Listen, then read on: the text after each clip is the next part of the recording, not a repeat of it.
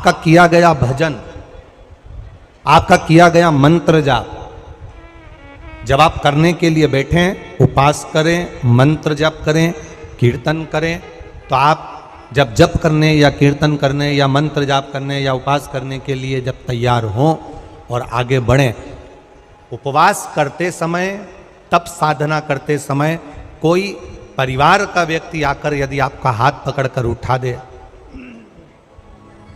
या आपको अपशब्द कहे, तो यह श्रेष्ठता नहीं हो। आप करो पशुपति व्रत, आप करो सोमवार के व्रत, पर निवेदन है कि व्रत करते समय, व्रत के पहले आपके परिवार वालों को, आपकी पति को, माता पिता को, परिवारजन को यह बात बता दी जाए कि हम ये व्रत कर रहे हैं। क्यों? उसका कारण केवल इतना सा है कि जब हम ये परिवार वालों को बता देंगे कि हम व्रत कर रहे हैं, तो आपके व्रत में कोई टोकने वाला नहीं रहेगा, आपके व्रत को कोई रोकने वाला नहीं रहेगा, और आप निष्कपट भाव से भगवान की अविरल भक्ति को धारण कर सकते हो। निष्कपट भाव से भगवान के भजन को धारण कर सकते।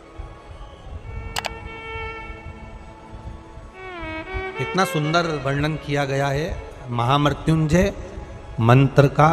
यदि हम किसी ब्राह्मण से अनुष्ठान करवा रहे हैं, महामृत्युंजय मंत्र का यदि हम किसी ब्राह्मण से अनुष्ठान करवा रहे हैं, शिव महापुराण की कथा कहती है, अनुष्ठान पत्नी करवा रही है या पति करवा रहा है, सास करवा रही है या ससुर करवा रहा है, घर का जेठ करवा रहा है या जेठानी करवा रही है। शिव महापुराण की कथा कहती है, जितने लोग आपके घर में रह रहे हैं, जितने लोगों के साथ आप 24 घंटे घर के अंदर रह रहे हैं, जब हम पशुपति व्रत करें या महामृत्युंजय का अनुष्ठान किसी ब्राह्मण से करवा रहे हैं या मंदिर में हम अनुष्ठान करवा रहे हैं, तो भी हमारे चित्तवृत्ति से हमारे परिवार वालों को ये मालूम होना चाहिए कि मैंने उन ब्राह्मण के द्वारा अपने परिवार के हित के लिए, अपने बुजुर्ग के हित के लिए, अपने घर के हित के लिए मैंने महामृत्युंजय का अनुष्ठान करवाया है। उसका पुण्य 4 गुना बढ़ता है, जिससे घर के लोगों में कोई विस्मयता उत्पन्न ना हो।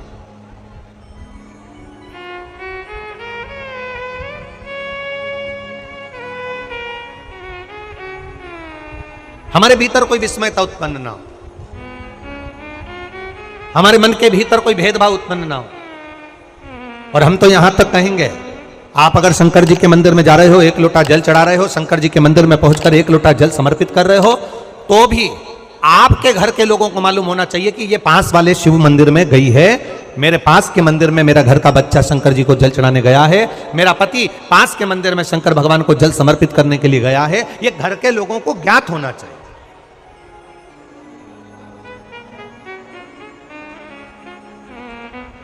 घर के लोगों को यह मालूम होना चाहिए कि ये पास के मंदिर में मेरी धर्म पत्नी गई है, पास के मंदिर में मेरे माता पिता गए, पास के मंदिर में मेरे परिवार के लोग गए। ये आपकी चित्तवृत्ति में और परिवार की चित्तवृत्ति में ये बात रहना चाहिए, छुपा कर नहीं जाना।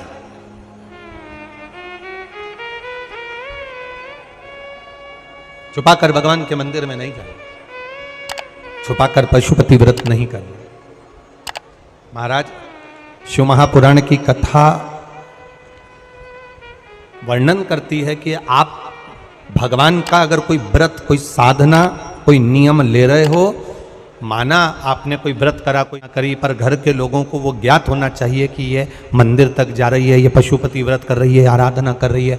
आज माता पार्वती जी ने शिव जी के सम्मुख में ये बात कह दी कि मैं एकांत में जाकर भगवान का तप करना चाहती हूं और एकांत में बैठकर तप करना चाहती हूं, और उस तप का जो पुण्य है वो आपको देना चाहती हूं। शंकर भगवान ने तुरंत माता पार्वती जी से कहा, सुनो जगत जननी, सुनो जगदम्बा, सुनो पार्वती, आप तप करो, मना नहीं है, आप साधना करो, मना नहीं है, आप आराधना करो, मना नहीं है, और आप सोचो कि आपकी करी गई तप साधना का पुण्य आप मुझे दे दो, तो भगवान तुरंत कहते हैं, पार्वती जी मुझे आपके तप साधना का पुण्य नहीं चाहिए, आप अपना पुण्य अपने पास में रखो, हमें आपका पुण्य नहीं चाहिए। अभी तक जितनी शिव महापुराण की कथा हुई, उस कथा में आज तक ये बात नहीं निकली जो आज आप लोगों के बीच में इस भोपाल नरेला विधानसभा में जो कथा चल रही है, इसमें ये कहना चाह रहे हैं। बड़ा ध्यान लगाकर सुनना। आप अगर 5 महीने तक, 6 महीने तक, 3 महीने तक, 2 महीने तक, 15 दिन, 20 दिन, 1 महीना, 1 साल, 2 साल, 8 साल, 4 साल अगर आपने शंकर भगवान को जल चढ़ाया है, तो शिव महापुराण की कथा यहाँ तक कहती है कि आपके घर में अगर कोई व्यक्ति बहुत दयनीय स्थिति में पड़ा हुआ है, हॉस्पिटल में पड़ा हुआ है, कोई तकलीफ में पड़ा हुआ है, कोई कष्ट में पड़ा हुआ है, तो आप जब भगवान शिव को जल समर्पित करो तो बाबा से ये विनती कर कर भी जल समर्पित कर सकते हो कि मेरे परिवार का एक व्यक्ति, उसका ये साथ में ये हो गया और वो हॉस्पिटल में पड़ा, उसका नाम ये है, गोत्र ये है। बाबा, हमने जो तप साधना करी है, हमने जो इतने महीने तक आपको जल समर्पित करा है, हमने जो बेलपत्र समर्पित करी है, मेरे बाबा आज स्वीकार करना। और जो हॉस्पिटल में पड़ा है, जो कर्जे में लदालूम पड़ा है, जो तकलीफ भोग रहा है, ऐसी कृपा करना बाबा कि मेरे 2 महीने जो मैंने जल चढ़ाया है, उस चढ़ाए गए जल का पुण्य मैं उसके खाते में देती हूं और उसको ठीक कर देना। यह पुण्य का भाग है।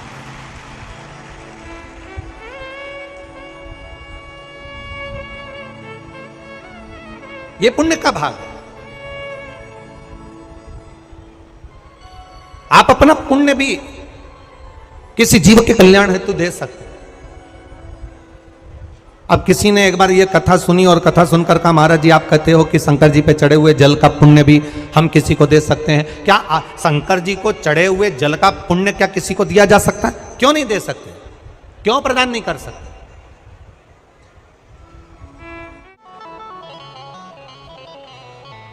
एक पुण्यता अपने भीतर एक विचार फिर करिएगा। बड़े बड़े सावधानी की कथा है। आप लोग सोचो कि यह कथा यहाँ से सुनी, यहाँ से निकाल दी, बच्ची को चीती कपड़े में झटकार दी। यहाँ कथा अगर सुनने के लिए आए हो तो थोड़ा दिल लगाकर सुनना, मन लगाकर सुनना।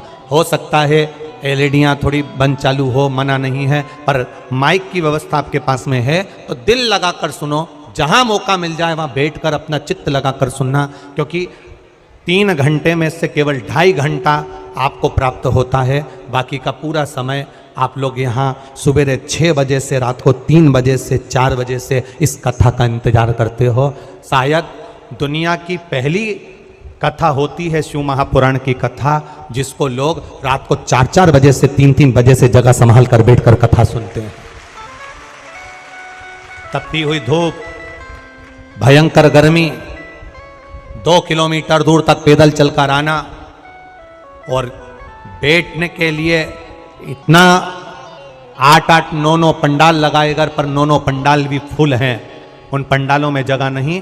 धूप में छाता पकड़ना, चादर पकड़ना, साड़ी पकड़ना और उसको पकड़कर बैठे रहना।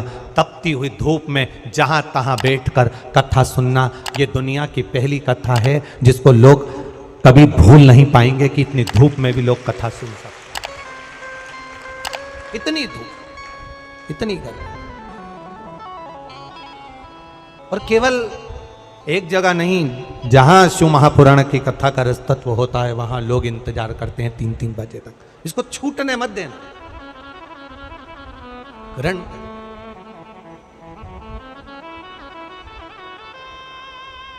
शादी में गए हो, 500 का लिफाफा दिया है तो भोजन कर कर जरूर जाना। और कथा में धूप में चलकर आए हो तो भले आधे घंटे की सुनना, पर कथा में दिल लगाकर जरूर जाना। दिल लगाकर जाना, चित्त लगाकर। आप अगर 1 लोटा जल भगवान शिव को समर्पित कर रहे हो, आप एक बेलपत्र भगवान शंकर को समर्पित कर रहे हो, आप एक शमी का पत्ता भी भगवान शंकर को समर्पित कर रहे हो, आप भगवान शंकर का पंचानंद स्नान करा रहे हो, आप भगवान शंकर के मंदिर का शिखर दर्शन कर रहे हो, आप भगवान शंकर के मंदिर में जाकर झाड़ू लगा रहे हो, पोछा लगा रहे हो, सफाई कर रहे हो, तो भी तुम्हारी चित्तवृत्ति में रहना चाहिए कि जब किसी पर दुख की घड़ी आए, किसी पर तकलीफ आए, किसी पर कष्ट आए, हमारा करा गया पुण्य हम उसके खाते में दे सकते हैं। हम अपने पुण्य को दूसरे के खाते में प्रदान कर सकते हैं।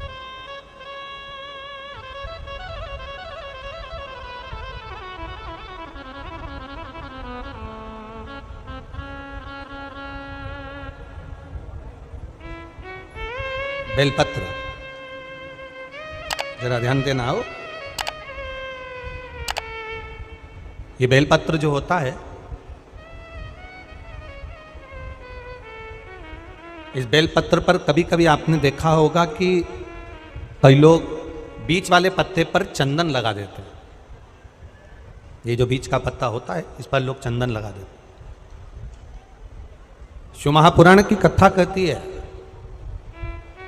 अगर भूलवश भी अनायास आपके पास बेलपत्र भी नहीं है, शिव जी का चढ़ा हुआ बेलपत्र भी अगर आपने उठा लिया और उठाकर उस बीच वाले पत्ते पर एक चावल का दाना रखकर भी आप भगवान भोलेनाथ को समर्पित कर रहे हो, तो ये समझ लेना कि तुमने महीना, 2 महीना, 4 महीना, 6 महीना, 8 महीने में, हम तो हमेशा कहते आए हैं, आज फिर कह रहे हैं, 1 महीना पूरा हो जाए जल चढ़ाते, 2 महीना पूरा हो जाए जल चढ़ाते, 3 महीना पूरा हो जाए, 4 महीने पूरे हो गए, 6 महीने पूरे हो गए, या आपका साल भर पूरा हो गया, प्रयास करा करो एक पत्ते पर एक चावल का दाना रखकर शिव जी को समर्पित करना। क्यों? जो तुमने पूर्व में जल चढ़ाया है वो चावल का दाना अक्षय, उसको अक्षत माना जाता है, अक्षय माना जाता है। मतलब तुमने अभी तक जो जल समर्पित करा है वो कभी समाप्त नहीं हो सकता, उसका पुण्य तुम्हारे खाते में चले गया, अब तुम उसको किसी को भी प्रदान कर सकते।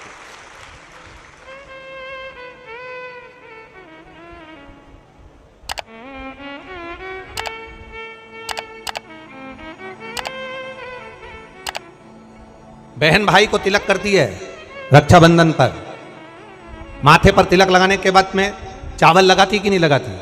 बोलो, जम के बोलो जरा। लगाती है? बोलते जाओ जरा। लगाती है, ठीक है। मंदिर में आप पूजन कर रहे हो, घर में कोई अनुष्ठान कर रहे हो, पंडित जी तुम्हारे मस्तक पर तिलक करते हैं तो चावल लगाते कि नहीं लगाते? बोलो बोलो, जम के बोलो। लगाते हैं। तुम्हारे घर में शादी ब्याह होता है तो तिलक करा जाता है तो चावल लगाया जाता कि नहीं लगाया जाता? लगाया जाता। सब समय पर चावल, मस्तक पर कंकु का तिलक, चंदन का तिलक, जो भी तिलक तुम्हारे मस्तक पर लगा है, कोई अगर लगाएगा शुभ कार्य में तो चावल जरूर लगाएगा। बस एक कार्य ऐसा होता है जिस समय पर मस्तक पर तिलक करा जाता है पर चावल नहीं लगाया जाता।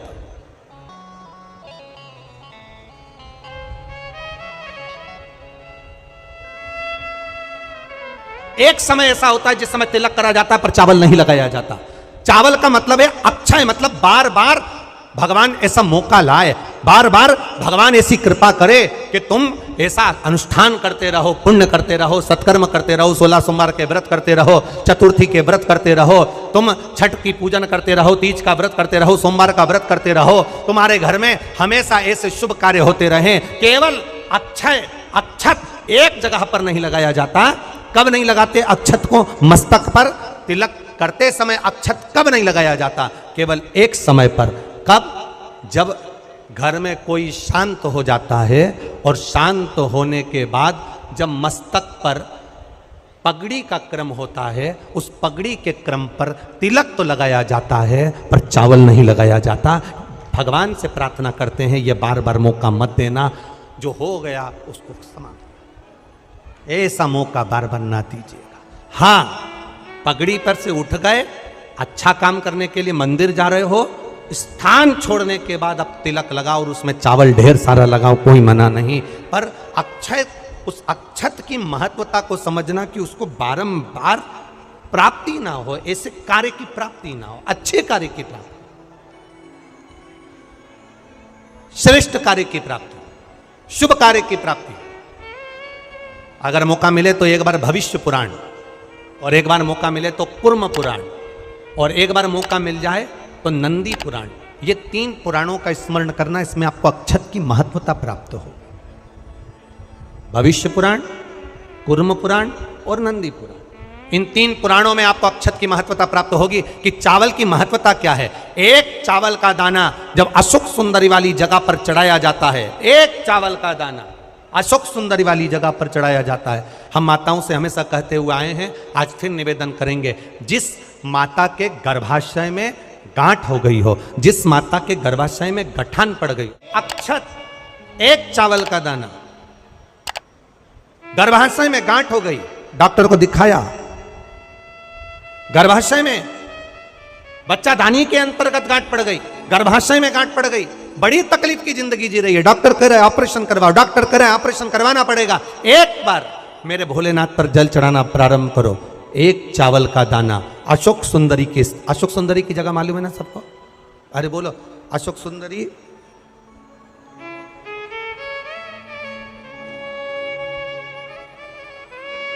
जैसे ये शिवलिंग, ये जलाधारी गोल माता पार्वती जी का हस्त कमल, यहां से जो जल बहता है, इधर गणेश जी का सीधे हाथ पर स्थान, इधर कार्तिकेय जी का स्थान, बीच में मोटी सी एक लाइन होती है शिवलिंग के सामने, वो अशोक सुंदरी का स्थान। कई बार वहां सांप बना होता है, कई बार अशोक सुंदरी का स्थान बना होता है।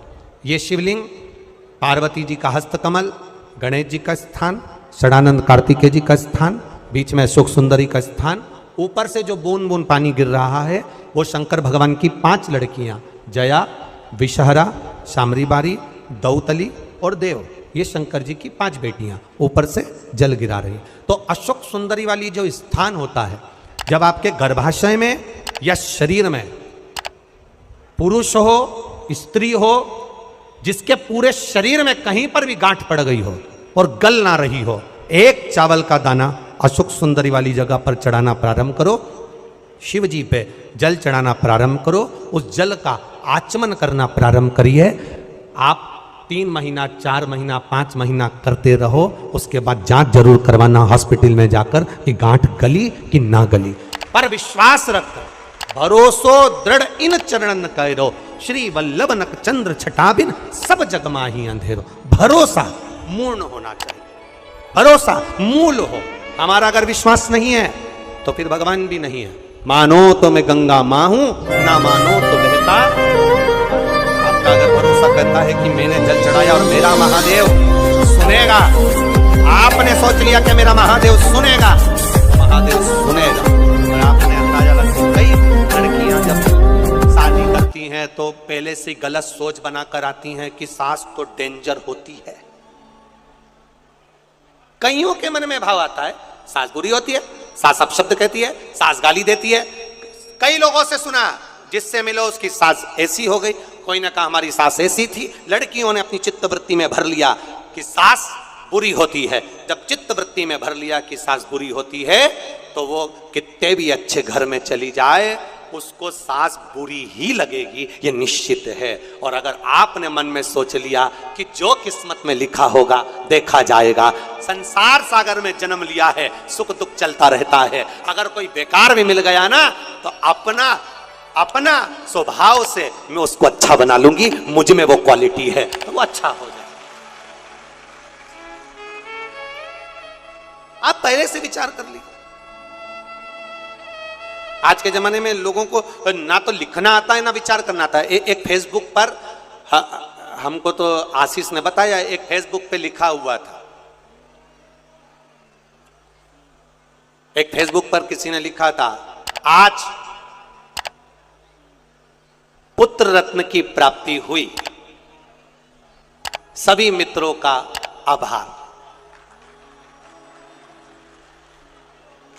क्या लिखा था फेसबुक पे? अरे बोलो तो जम के, आज मेरे घर पुत्र रत्न की प्राप्ति हुई, सभी मित्रों का आभार। अब मित्रों का आभार क्यों दे रहा है? पुत्र तेरा है कि मित्रों का है?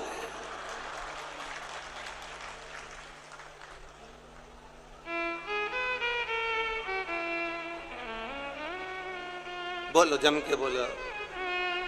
लिखना चाहिए ऐसा, पर स्मरण नहीं है, चित्तवृत्ति में नहीं आया है, ये आना चाहिए।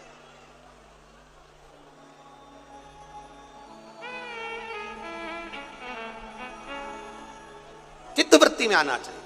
आप क्या कर रहे हो, आप क्या प्रदान कर रहे हो, क्या लिख रहे हो, क्या बोल रहे हो, आपकी चिदानंद वृत्ति में यह आना चाहिए कि आप क्या कर रहे हो।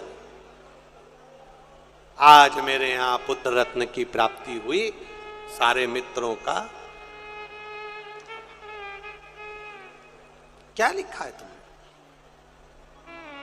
क्या प्रदान किया तुमने, विचार करो।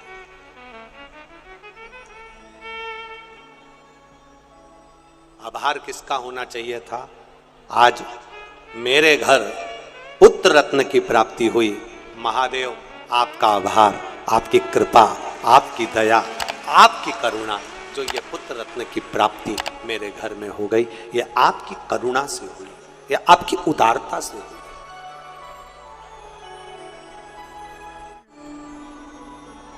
ये आपकी करुणा है, ये आपकी उदारता है।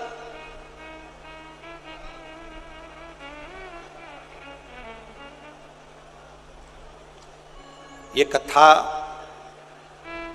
हमने कल भी कहा था कि कथा और कहीं भी हो सकती थी, भोपाल में ऐसा जरूरी नहीं कि आदरणीय विश्वास भैया के यहाँ हुई, कथा कहीं पर भी हो सकती थी। पर यह कथा आदरणीय विश्वास भैया सारंग जी के यहाँ जो हुई है, हमने कल भी कहा था कि कहीं ना कहीं माता पिता का कोई पुण्य प्रबल हुआ होगा, जिसके कारण बस ये आशीर्वाद के रूप में ये कथा आदरणीय विश्वास जी सारंग जी को प्राप्त हो। और वो पुण्य कैसा? जब हमने पता करा तो हमारे स्मरण में आया कि जब स्वर्गीय श्री कैलाश नारायण जी सारंग जी बीमार पड़ गए, और बीमार पड़ने के बाद जब दिल्ली में एडमिट हो गए और उनका इलाज चलता रहा, तब हम कभी भी जजमान परिवार से ये कुछ भी नहीं पूछते और ना हम उनसे बात करते हैं कि तुमने क्या करा क्या ना करा। हम तो हमारे जो सेवादार लगे रहते हैं, कार्यकर्ता लगे रहते हैं, उनसे पूछते रहते हैं। तो बताया कि गुरुजी विश्वास भैया सारंग भोपाल में उस समय पर भी मंत्रिमंडल में थे, जिस समय पर पिताजी का स्वास्थ्य खराब था, तो यहाँ पर संभालते हुए यहाँ पर भी सारी मीटिंग अटेंड करना और रात के समय जाकर अपने माता पिता की सेवा करना दिल्ली में, ये कोई सहजता का विषय नहीं होता। और उसी का पुण्य फल, उसी का एक आनंद, उसी का जो पुण्य है, उसी का जो पुण्य फल मिला है, वो ये मिला है, ये उसी का पुण्य फल, ये कोई सहज नहीं।